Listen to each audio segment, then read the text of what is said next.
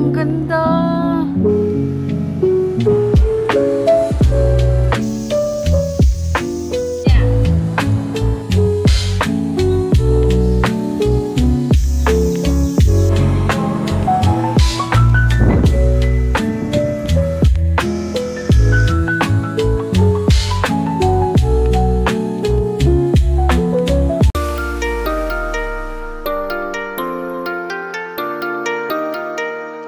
So guys, good morning! Day 5 here in Tokyo. And ngayon, iba yung lakad niya, tsaka iba yung lakad ko guys. Kaya aalis muna kami. Bye-bye! So yun na nga guys, it's our day 5 here in Tokyo. And it's definitely our last full day here also. So today, dito lang kami sa Tokyo magstay muna. Tsaka yun na nga, yung husband ko umalis muna. Tsaka ako, meron kasi akong gustong puntahan. And siya naman, meron siyang gustong bilhin. So mamaya na kami magkikita. And ako na muna for today's video guys. So sa 3 days natin guys, puro tayo day trip outside Tokyo. Like yung Enoshima, Yokohama, and also nag-Hakone tayo yesterday, no? So today, dito na lang muna tayo sa Tokyo. And may pupuntahan ako mga new spots na hindi ko pa napuntahan and gusto ko ipakita sa inyo. Just while we're walking towards the Asakusa subway station. And sobrang init for today's ganap. Pupuntahan natin yung Akasaka station. Yun yung Harry Potter Cafe, tapos may plaza doon, and hindi ko pa yun napuntahan. So yun, yan yung isang list natin for today. Also, let's check kung kaya nating mag-Kawagoe. Na ako lang mag-isa. Ako lang mag-isang pupunta ng Kawagoe today, guys. Pero accessible naman siya dito sa Tokyo, like 30 minutes away ba? By train lang siya. So, let's see. Dito tayo daan, guys, kasi mahaba yung pila ng elevator dyan. Asakusa. So, okay naman yung Asakusa, guys. But for me, yung location kasi namin is local vibes. Which is, kung hanap nyo local vibes, well, this is really the place for you. Yan, Tokyo 3. Hindi pa natin napuntahan yan. So, what if puntahan muna natin yung Tokyo 3 ngayon, no? Oo nga, hindi pa natin napupuntahan siya. Pero lagi nating dinadaanan. Dito ako ngayon sa Asakusa Tourist Information Center, guys. Kasi pupunta ako ng Ginza Line and nadaanan ko tong Tourist Information Center, which is may magandang view ng Asakusa from the rooftop. So yan yung aakyatan natin. Dito pa lang kitang-kita mo na yung Kamanarimon Gate. Yan. Yan guys, dito na tayo. Wow. So, dito na side, kitang-kita yung Tokyo Sky Tree. Ito na yung 8th floor ng Asakusa Tourist Information Center, guys. Tingnan nyo, kitang-kita dito yung Tokyo Sky Tree. Ganda! Ganda ng skyline, diba? We've made it, guys! This is the view here sa 8th floor ng Asakusa Tourist Information Center. Kaya guys, ipupunta kayo ng Asakusa guys, well, include nyo ang Asakusa Tourist Information Center. Kasi dito na banda, kitang-kita yung Tokyo Sky Tree, and doon naman banda, kitang-kita yung Kamanarimon and Nakamichi Dory Street. Sabi ko sa inyo guys, ganda. Well, this is the view ng Nakamichi Dory Street. If bababa naman kayo, mas makikita nyo yung Kamanarimon Gate. Amazing! Woo!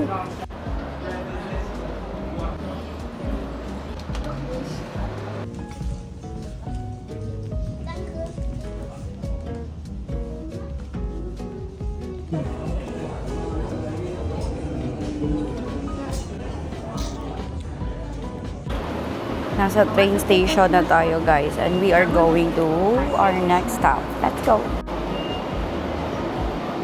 Sa kagustuhan kung ako lang mag-explore, diba? Ang hirap guys!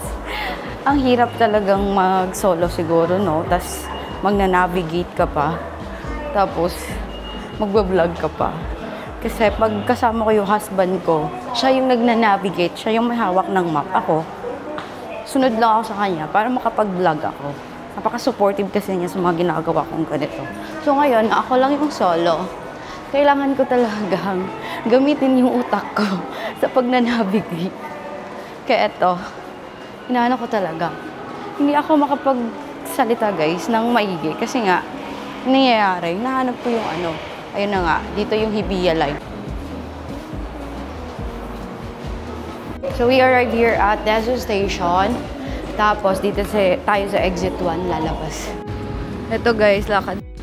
Well, actually, itong area na to, local vibes na talaga. Hindi na ganun ka-busy. So, excited akong ma-explore ang Nezu Shrine and makita itong neighborhood na to guys. Kasi tingnan nyo, napaka-ano talaga.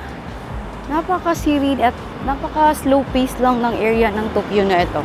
Ito na guys, ito na yung Nezu Shrine. Wow.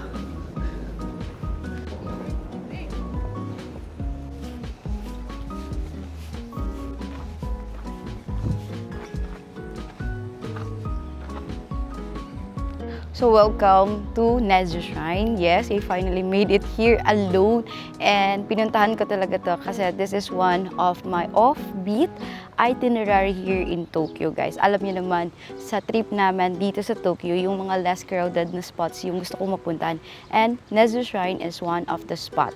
Tingnan nyo naman guys, walang gaanong tao. And alam nyo, it's less crowded compared to Meiji Shrine and Sensoji Temple. If you're here in Tokyo guys and you want to experience history and culture, well, I recommend na pumunta kayo dito sa Nezu Shrine. And now, let's go and explore Nezu Shrine. Papakita ko sa inyo kung anong meron dito and kaano kaganda ang shrine na ito.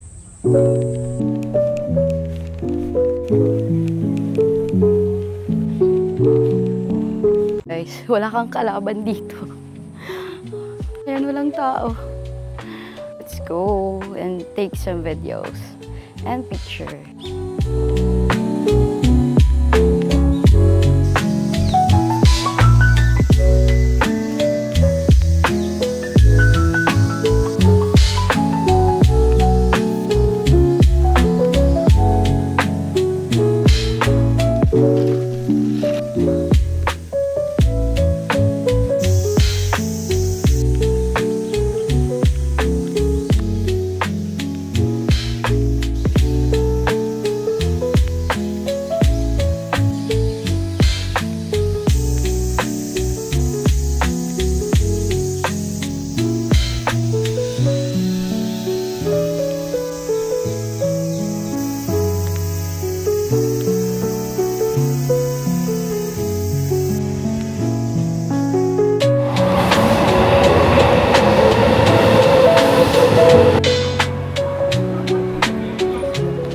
So, dito na tayo sa may Asakasa Station, guys. Kung ano yung pinunta natin dito, malalaman niyo yan, guys. But right now, we are here at Asakasa Station. Ito na siya. OMG!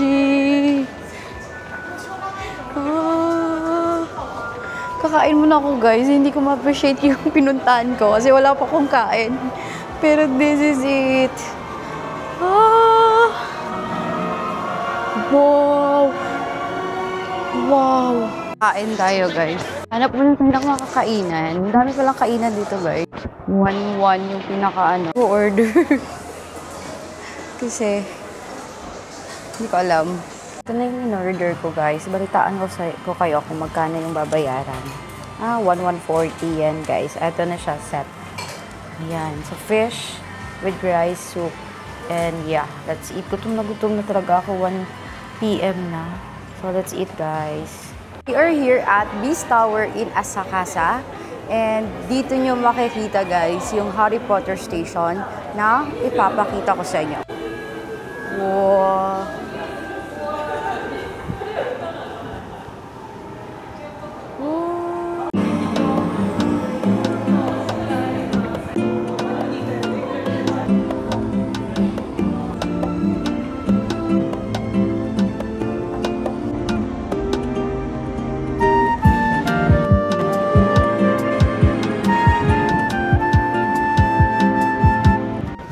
Ganda guys. Tingnan niya hanggang dito sa hagdanan na to.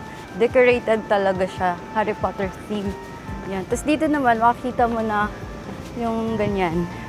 Anong tawag dyan? Yan. Oh, amazing!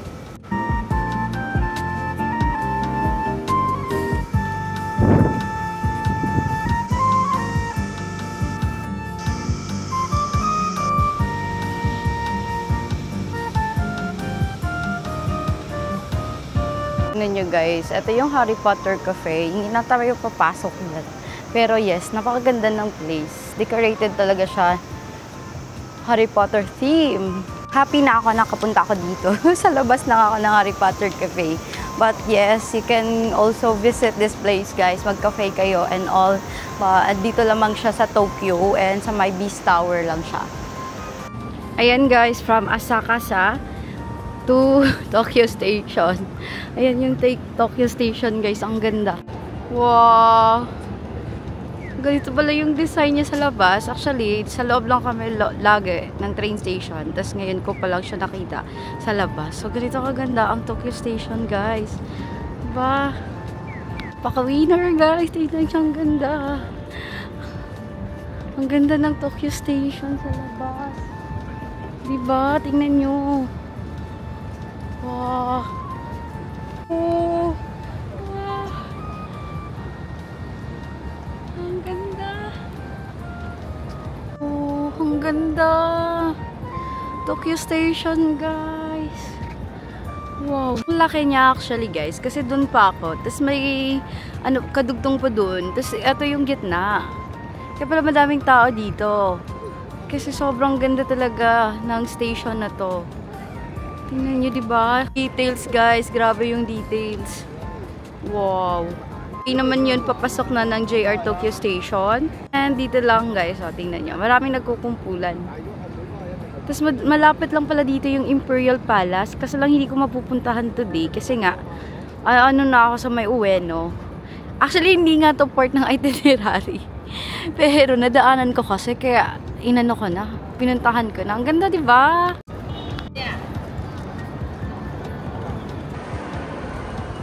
And we made it here sa Ueno Station. Naghahanap ako ng mga train gachapon.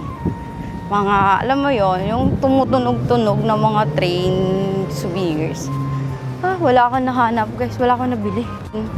Ueno Station. Galing ako Tokyo Station. Nakaka-culture shock yung Ueno Station. Grabe, ang gulo dun.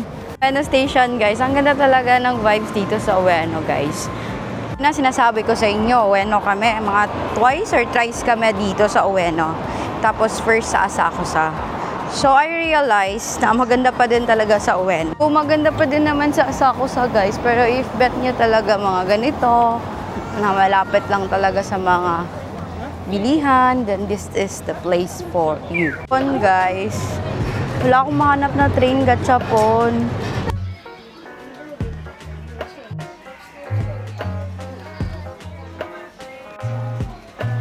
Vending machine. We're done. We're done resting guys. Grabe, nag-chill lang kami. Tapos babalik na naman kami sa tapat. Kasi doon yung Ameyoko, may Bic, merong tawag dito, mga iba't ibang shops. Parang mamili ng pasalubong. Tapos ito yung mga pinamili niya guys. So. Wow. Ameyoko. Ameyoko-cho. Ameyoko-cho. Ameyoko Street. Ayan.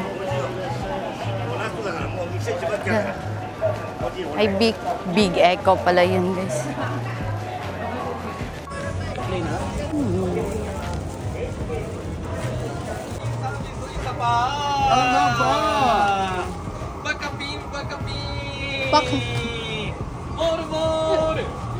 Bisaya din nila. Wow.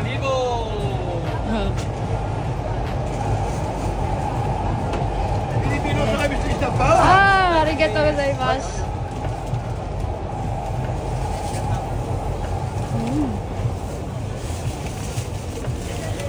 Salamat. Thank you. Thank you. Open natin mamaya guys kung anong laman ng 1,000 yen. More or less 400 pesos. Wow.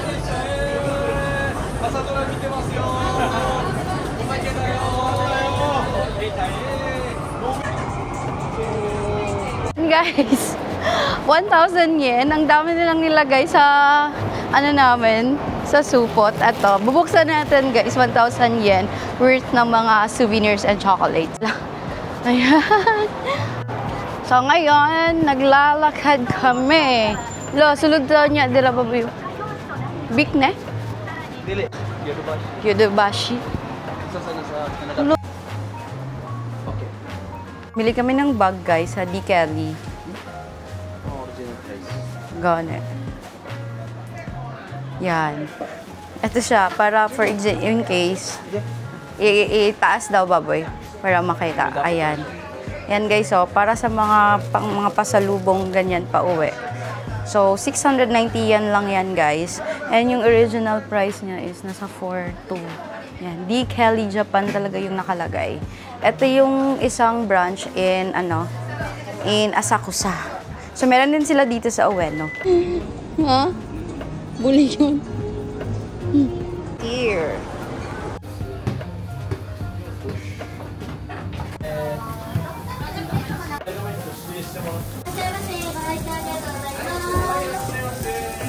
And perfect way to end our Tokyo trip. Kumain tayo ng masarap guys. So we are here at Yokatsu Motomura. And this is what we ordered. Medium size, like 190 grams to. And yeah, first time namin kakain dito guys. Oh, steak.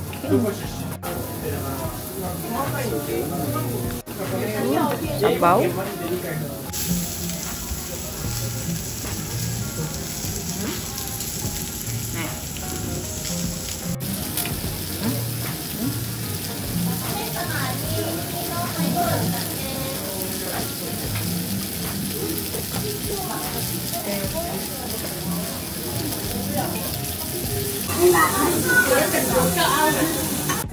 Gachapon gaming.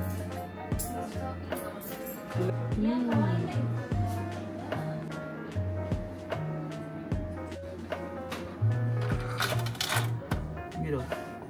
Na. Mira. Kasara. Cuman to.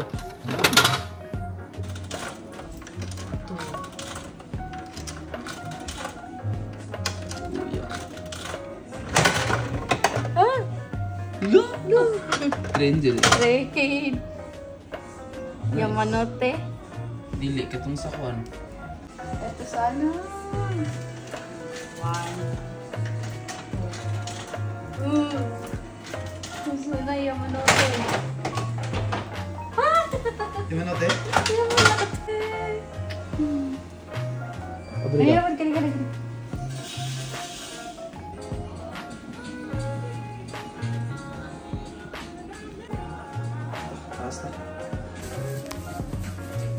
Here sa hotel and kinukuha na namin yung gamit namin.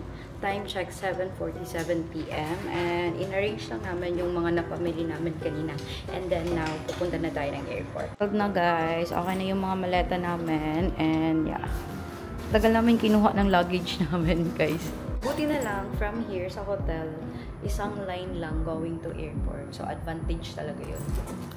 Ha? Thank you so much. Thank you. Bye. Ayun. Bye-bye na talaga Hotel Amanek. And all I can say sa stay namin sa Hotel Amanek, guys, komportable naman, tsaka maganda yung stay namin. Talagang as in, napaka-accommodating ng mga staff nila. Lahat ng requests, okay lang sila ng okay. And magaling din silang makipag-communicate kasi magaling silang mag-English. Kaya naman guys, if you're coming here talaga sa Tokyo, Japan and gusto nyo ng affordable, tapos komportable na stay, ayun, highly recommended ko yung Hotel Amanek. Mataas yung review niya sa Agoda guys. Kaya naman, book nyo na ang hotel na yon. And syempre, gamitin nyo na ang aking Agoda code, Sami Agoda, for 10% discount sa mga hotels. And hindi pa pala yung activities. Hotels pa pala guys. Wala pa akong code for activities. But for activities, Klook code pa din. Doc Sami Klook. Ito, yung airport line.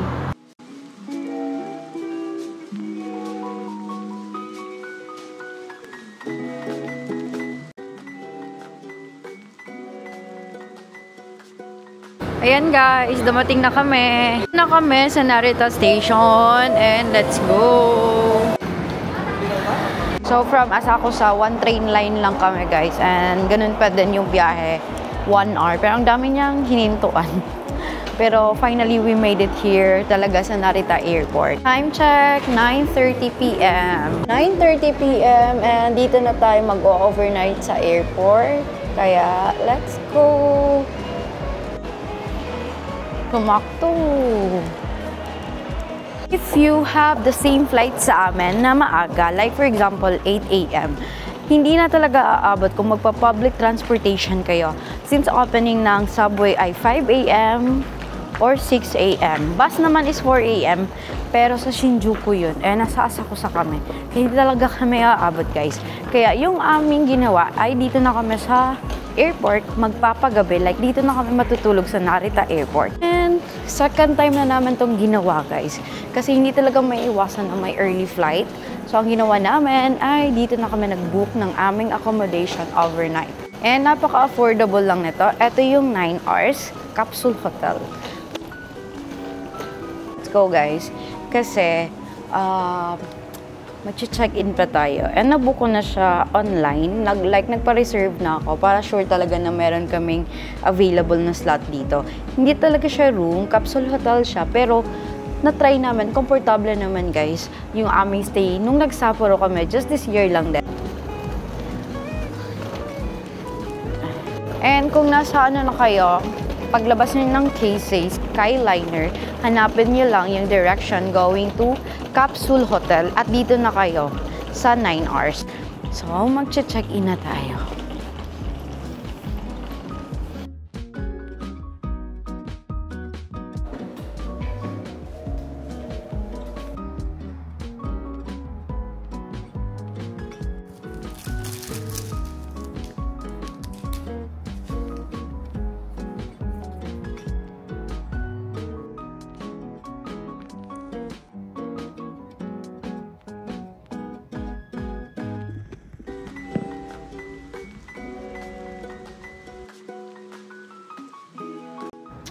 Ayan guys, nakapag-bihis na kami, nakapag-refresh.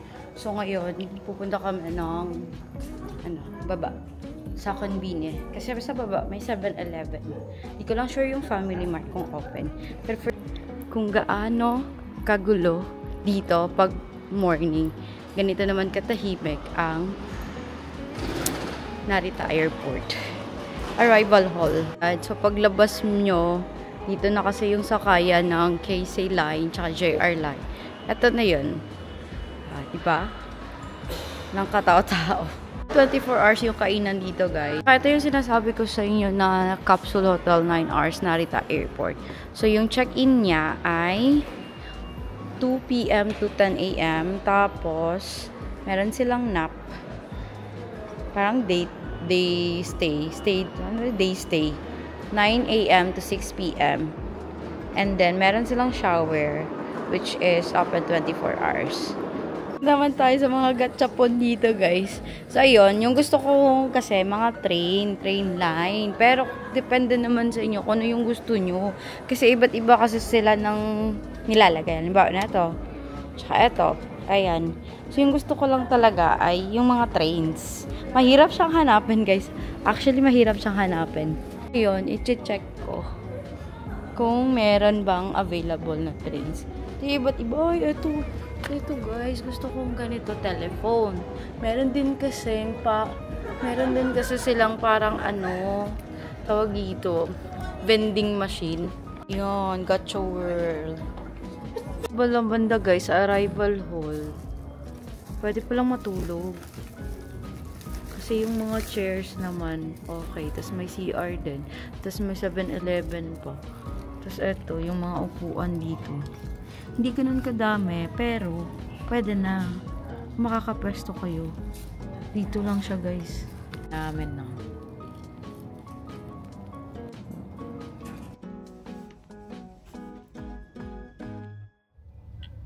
Good morning. Day 6 in Tokyo, Japan. But for our day 6, departure na natin pa uwi na ng Pilipinas. Ayan guys, so nakatulog ako guys, although kulang pero at least nakapagpahinga ako konti. And napaka-komportable naman dun guys, as in. So eto na yung train station dito sa Narita Terminal 2. And yes, sarado. Wala pang tao. Kasi nga, I think mga 5:30 AM or 6. 4:39 pa pala guys. 4:39 pa. Ang aga kasi niyang nagising guys. Tinawagan na. Time check, 6 AM na guys. And punta na ulit kami sa departure area.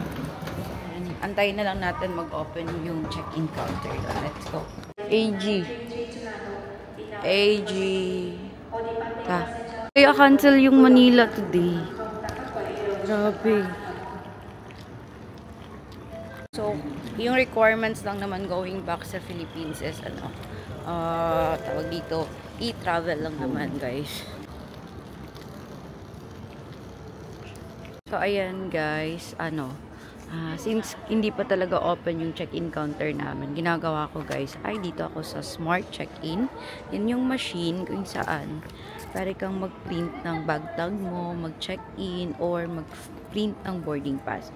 So, meron na kaming bag tag and boarding pass para mamaya dire-diretso na lang at magba-bag drop na lang kami. Yes, and strict sila guys. One bag policy talaga dito sa Japan, and kahit lumagpas ka ng ilang kilo, babayaran mo talaga yan. Kaya, make sure talaga na sakto yung luggage nyo.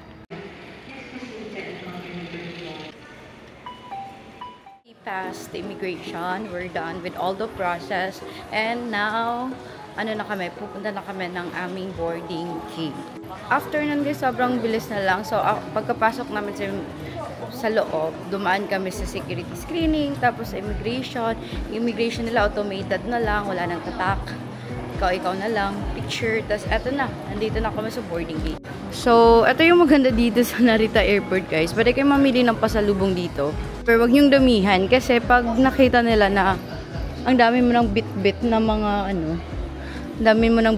na mga bags, sisitahin ka na nila. So, ayun. Pwede kayo mamili dito ng mga foods, delicacies. Ang maganda dito sa Narita Airport, hindi ganun kamahal yung nila, paninda. Parang uniform yung price nila. So, kung ano yung price sa labas, halos parehas lang din dito sa loob. Hindi mo mafe-feel. And also, guys, cosmetics, drugstores, meron dito. Matsukiyo. Ayan. Games, tapos pagkain, available din dito. Akihabara, available. Akihabara din dito, mga toys. Ayan, so pwede kayong mamili dito. Before your boarding, pwede kayong mag-shopping.